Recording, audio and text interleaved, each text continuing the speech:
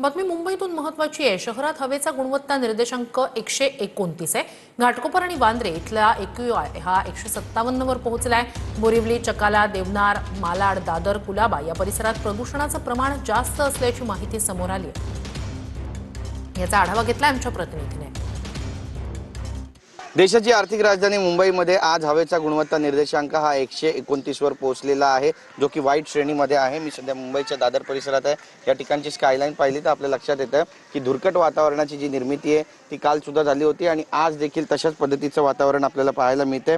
आतापर्यंत तपासणीत 37 RMC ready mix concrete प्रकल्पांकडून 1.87 lakh रुपयाचा जो दंड आहे तो वसूल केलेला आहे। 1,87,00,000 रुपयाचा हा दंड वसूल झालेला आहे। मात्र मुंबईची हवा कधीपर्यंत पूर्णपणे शुद्ध होणार हा सुद्धा आत्ताच्या घडीचा सगळ्यात मोठा प्रश्न आहे आणि महानगरपालिका त्यासोबतच महाराष्ट्र राज्य प्रदूषण नियंत्रण मंडळ याबाबत काही ठोस उपाययोजना करणार का हे देखील पाहणं महत्त्वाचं ठरेल। कॅमेरा पर्सन योगेश गुरवसह गिरीश गायकवाड, TV9 मराठी।